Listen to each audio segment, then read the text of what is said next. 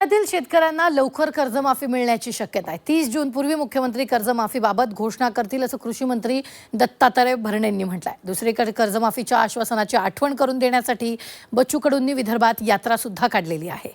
पाहूया। कर्जमाफीकडे राज्यातल्या शेतकऱ्यांचे डोळे।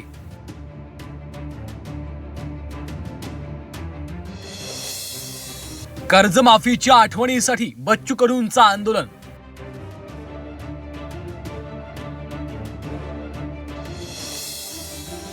तीस जून पूर्वी शेतकऱ्यांना सरकार देणार दिलासा।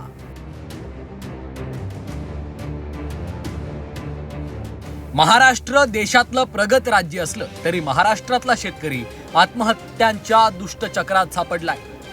शेतकऱ्याच्या डोक्यावरील कर्जाचं ओझं उतरवण्याचा निर्धार सरकारनं केला। शेतकरी कर्जमाफीचा आर्थिक भार पेलता यावा यासाठी सरकारी पातळीवर अभ्यास सुरू आहे।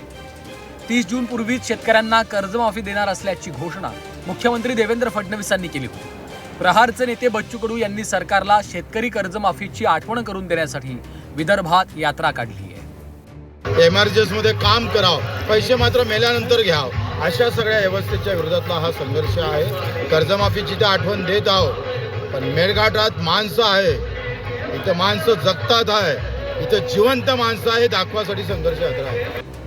शेतकरी कर्जमाफीच्या मुद्द्यावर सरकारही गंभीर असल्याचं कृषी मंत्री दत्तात्रय भरणेंनी सांगितलं। 30 जून पूर्वी शेतकऱ्यांना कर्जमाफी देणारच असा ठाम विश्वास भरणेंनी व्यक्त केला आहे। ज्या शेतकऱ्यांच्या बाबतीमध्ये आज थकबाकी किती शेतकऱ्यांवरती आहे, ती कुठल्या प्रकारची आहे आणि ती रक्कम किती आहे याची माहिती घ्यायला प्रवीण परदेश साहेबांच्या अध्यक्षतेखाली आम्ही एक कमिटी केलेली आहे। साधारणतः याचा अहवाल आम्हाला एप्रिल महिन्याच्या पहिल्या आठवड्यामध्ये त्याचा अहवाल आम्हाला सर्वांना तो मिळणार आहे आणि अहवाल मिळाल्यानंतर या राज्याचे मुख्यमंत्री आणि दोन्ही उपमुख्यमंत्री हे निश्चित प्रकारे, आणि आपल्याला माहिती आहे की सोसायटीचं कुठल्याही विकास संस्थेमध्ये जे आपण शेतकरी कर्ज घेतो त्याचं वर्षाखेर हे 30 जून असतं।